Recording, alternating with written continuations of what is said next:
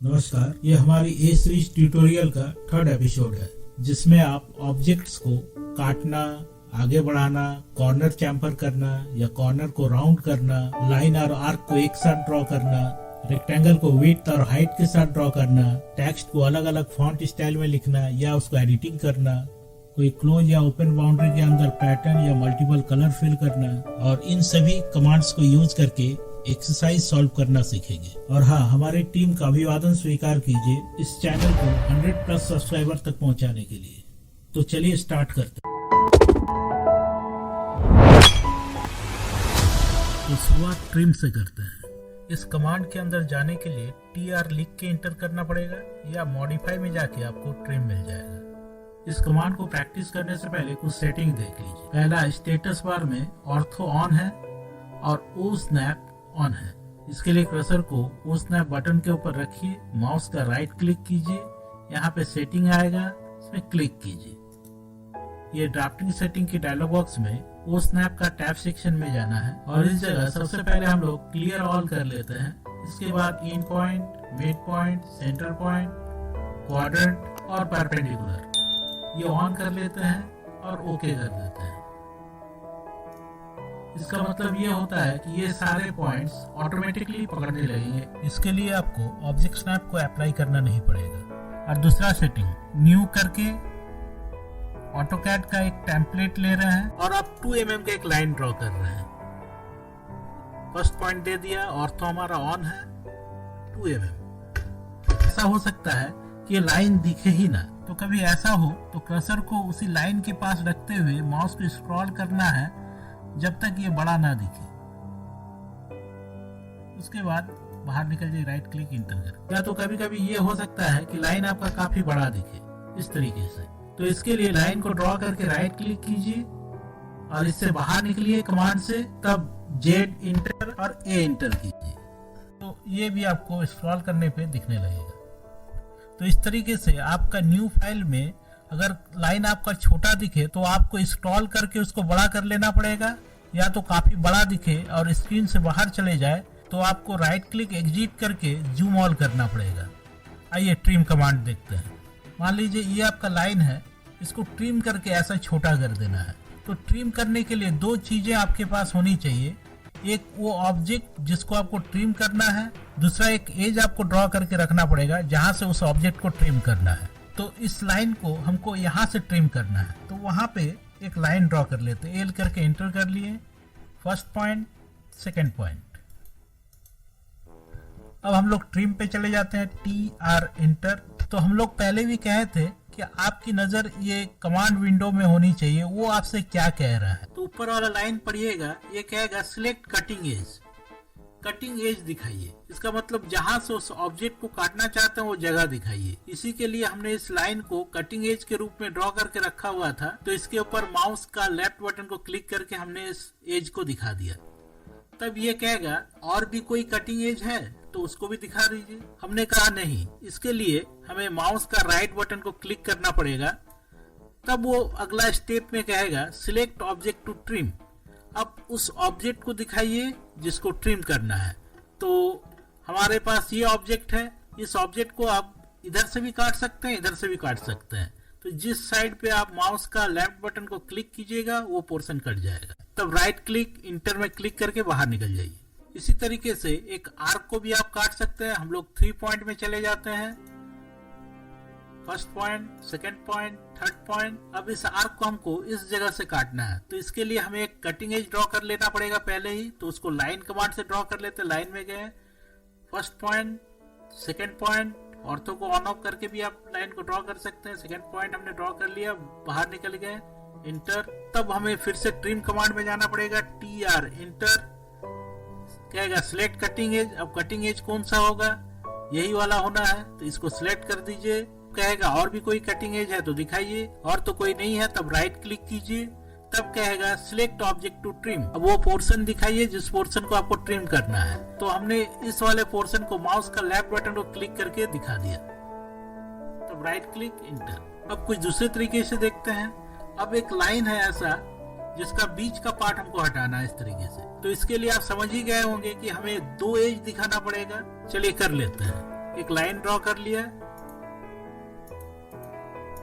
फिर से एक लाइन ड्रॉ कर रहे हैं, एक एज यहां से पास करवा दिया, दूसरा एज यहां से पास करवा दिया, ट्रिम में चले गए, TR इंटर, फिर से वही कहेगा सिलेक्ट कटिंग एज, हमने ये एज और दूसरा एज इसको भी दिखा दिए, तब कहेगा और भी कोई एज है तो दिखाइए, हमने कहा नहीं, इसके लिए राइट क्लिक करना होगा, तब वो कहेगा सिलेक्ट ऑब्जेक्ट टू ट्रिम, अब उस ऑब्जेक्ट को दिखाइए जिसको ट्रिम करना है। अब हम लोग यहाँ पे दिखा देंगे तो ये ट्रिम हो जाएगी, अब बाहर निकल जाइए, राइट क्लिक इंटर। चाहे तो हम लोग इस लाइन को इरेजर में जाके इरेज कर सकते हैं। तरीके से कोई अगर आपके पास सर्किल है तो इसको भी काट सकते हैं। अगर ये वाला पोर्शन आपको हटाना है, एल करके इंटर कर लीजिए और first point, second point, L inter, first point, second point. अब हमें ये वाला पोर्शन हटाना है, TR ट्रिम, कहेगा सिलेक्ट कटिंग एज हमने ये और ये दिखा दिया, राइट क्लिक कर दिया और इसमें क्लिक कर दिया। अब आपको इस ऑब्जेक्ट को ट्रिम करके ऐसा करना है, मेरे को लगता है आप लोग कर लीजिएगा। अब दूसरा कमांड है एक्सटेंड। एक्सटेंड का मतलब होता है बढ़ाना, जिसको EX टाइप करके एंटर करके जा सकते हैं, या तो मॉडिफाई में आपको एक्सटेंड मिल जाएगा। तो एक्सटेंड करने के लिए भी आपको दो बातों का ध्यान रखना पड़ेगा। एक ऑब्जेक्ट जो लाइन और आर्क हो सकता है वो ऑब्जेक्ट आपके पास होना चाहिए, दूसरा एक बाउंड्री एज जहां तक वो ऑब्जेक्ट एक्सटेंड होगा। तो मान लीजिए हम लोग को इस लाइन को यहाँ तक एक्सटेंड करवाना है, तो सिंपल है, इसके लिए एक बाउंड्री एज यहाँ पे आपको ड्रॉ करना पड़ेगा। देख लीजिए, एल करके हमने लाइन ले लिया, एक बाउंड्री एज पहले ड्रॉ कर लेते हैं एक्सटेंड कमांड में जाने से पहले। अब एक्सटेंड कमांड में चलते हैं, EX इंटर, वो कहेगा सिलेक्ट बाउंड्री एज, वो बाउंड्री एज दिखाइए जहां तक ऑब्जेक्ट एक्सटेंड होगा। तो हमने माउस का लेफ्ट क्लिक करके इसको दिखा दिया, तब कहेगा और भी कोई बाउंड्री एज है तो दिखाइए, हमने कहा फिलहाल तो नहीं है, हमने राइट क्लिक कर दिया, तब वो कहेगा सिलेक्ट ऑब्जेक्ट टू एक्सटेंड। अब हमने इधर वाला फेस को दिखा दिया, तो राइट क्लिक इंटर में क्लिक।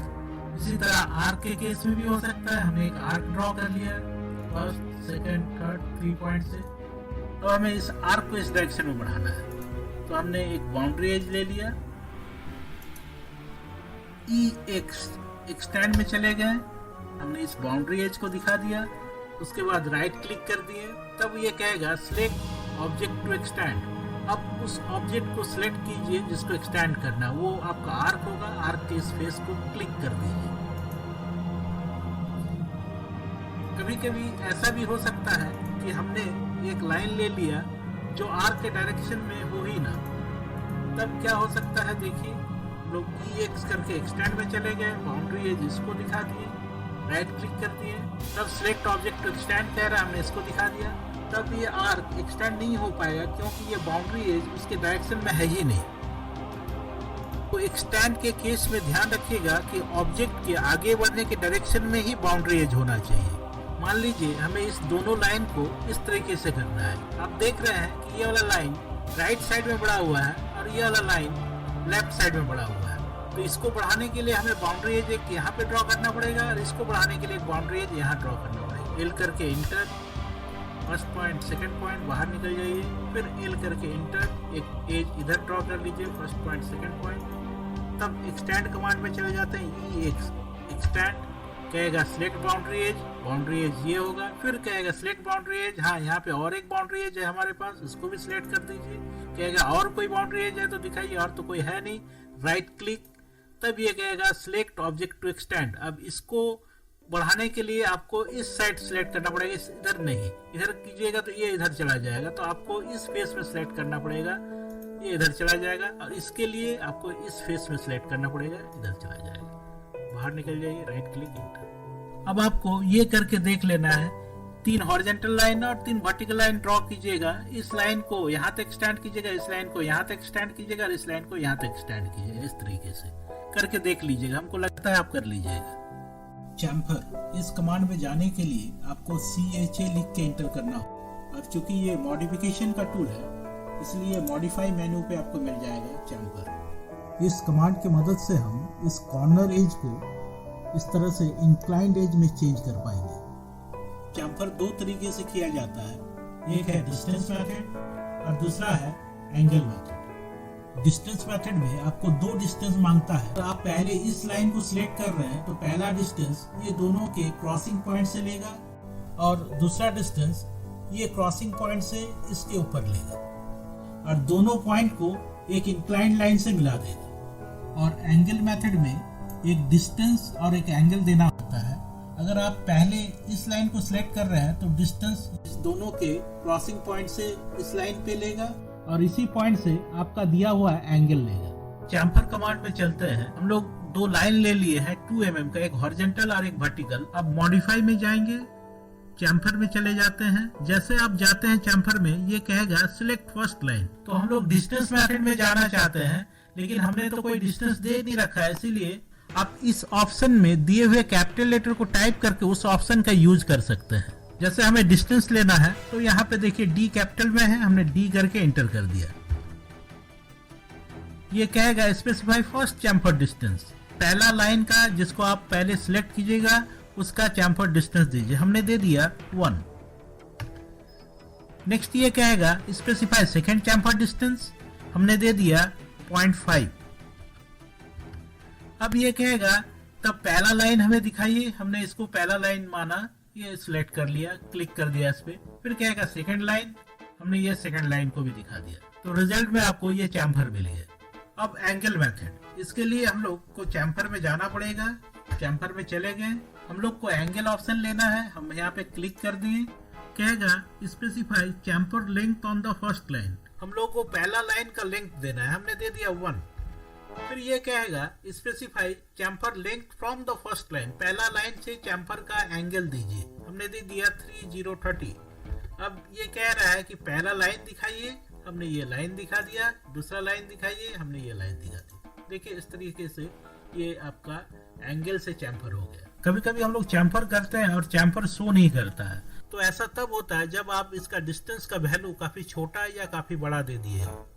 आप देख रहे हैं चैम्फर होने के बाद कि ये कॉर्नर पोर्शन इरेज हो जा रहा है। आप चाहते हैं कि कॉर्नर पोर्शन इरेज ना हो और इंक्लाइंड लाइन भी आ जाए, तो हम लोग इसको चैम्फर का ट्रिम पोजीशन कहते हैं और इसको नो ट्रिम पोजीशन कहते हैं। तो इसके लिए आपको नो ट्रिम पोजीशन में आना पड़ेगा। हमें चैम्फर में जाना पड़ेगा, CHA करके एंटर कर दिए।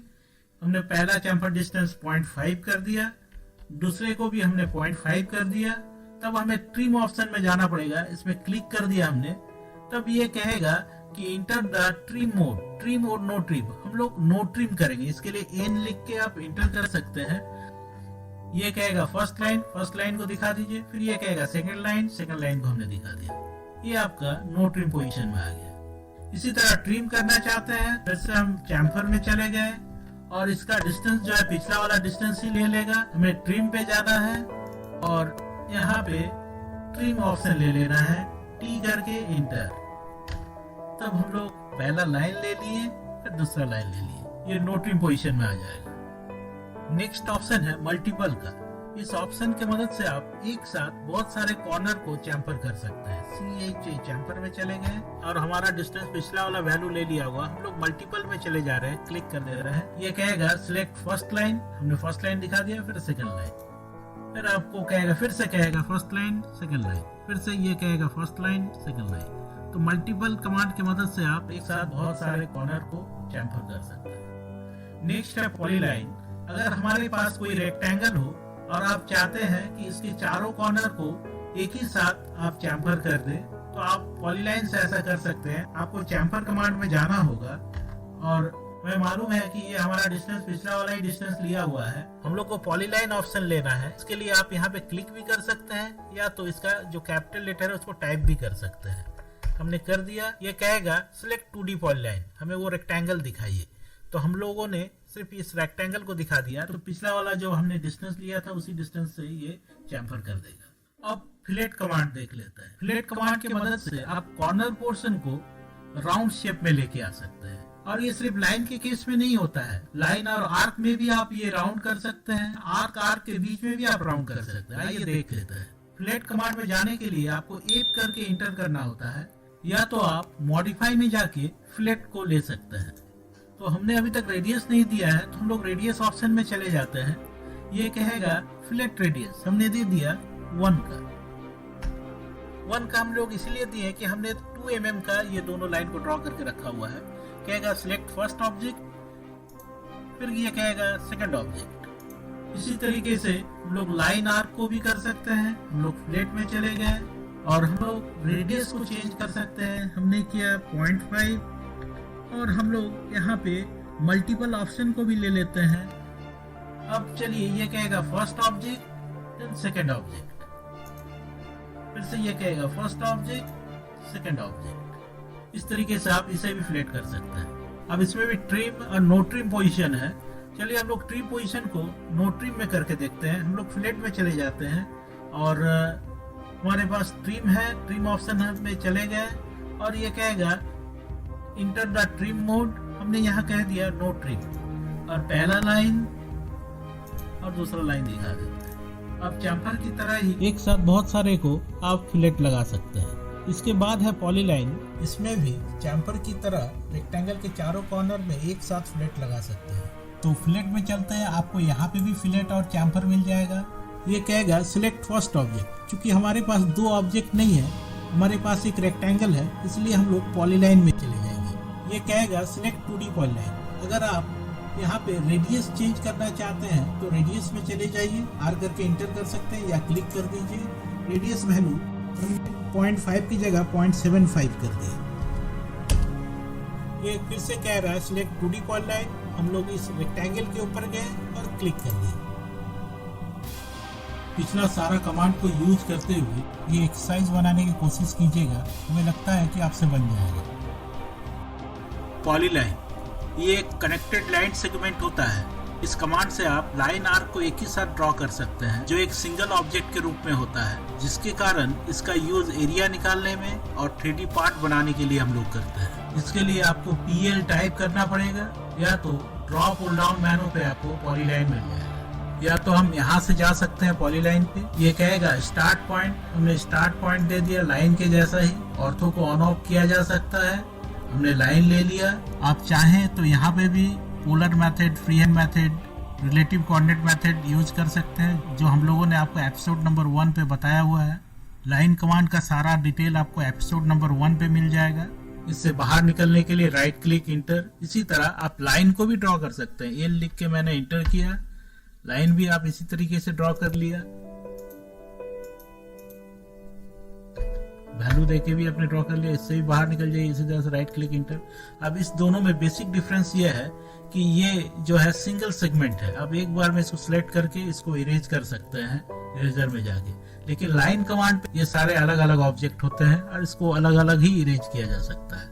इसी तरह पॉलीलाइन पे आप आर्क भी ड्रॉ कर सकते हैं। जैसे आप पॉलीलाइन में जाते हैं तो ये लाइन के लिए आपको कहता है, आपने लाइन ड्रॉ किया, इसके बाद आप आर्क में भी जा सकते हैं। आर्क में चले गए, आप आर्क वाले इन्वायरमेंट में आ जाएंगे। आर्क में जैसे आपको सेंटर पॉइंट, एंड पॉइंट देना होता है, तो यहाँ पे भी वैसा ऑप्शन होगा, आप यहाँ से अप्लाई कर सकते हैं। अब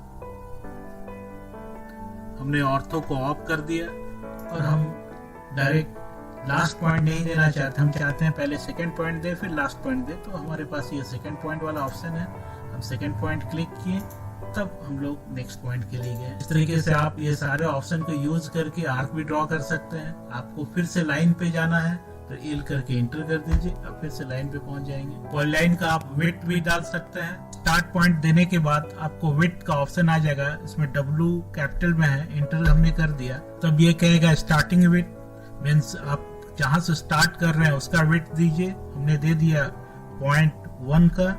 फिर ये कह रहा है एंडिंग विड्थ, आप चाहें तो सेम दे सकते हैं या तो आप इसको चेंज भी कर सकते हैं। हमने इसको दे दिया 0.15। आप देख रहे हैं कि एंड 0.15 ले लिया है। इसको ऑर्थो ऑन करके आप ड्रॉ कर सकते हैं। तब नेक्स्ट आप फिर से चेंज करना चाहते हैं, आप चाहते हैं कि सेम वेट देना, तो ये लास्ट वाला वेट को ही कंटिन्यू करता है। आप चाहें तो इसको चेंज कर सकते हैं। फिर से वेट में आपने गया और ये स्टार्टिंग वेट कह रहा है, हमने कहा कि हमें 0.1 ही देना है और एंडिंग भी 0.1 ही देना है। तो ये आपका नेक्स्ट वाला ये चला जाएगा। तो ये आपका एक ही वेट को कंटिन्यू करेगा। अब इसी में नेक्स्ट ऑप्शन है हाफ वेट का। हाफ विड्थ का मतलब यहाँ पे होता है कि आप जो भी दीजिएगा उसका ये डबल लेगा। हाफ विड्थ के लिए हम लोग एज करके जा सकते हैं, या तो इसमें क्लिक कर दिए, ये कहेगा स्टार्टिंग हाफ विड्थ, हमने दे दिया 0.2 और एंडिंग को हमने 0 कर दिया। कमांड से बाहर निकलने के लिए राइट क्लिक एंटर। पॉलीलाइन में एक लेंथ ऑप्शन भी मिलता है, हमने जब स्टार्ट पॉइंट दे दिया तब ये लेंथ वाला ऑप्शन आपको मिल जाएगा, इस पर क्लिक कर लीजिए।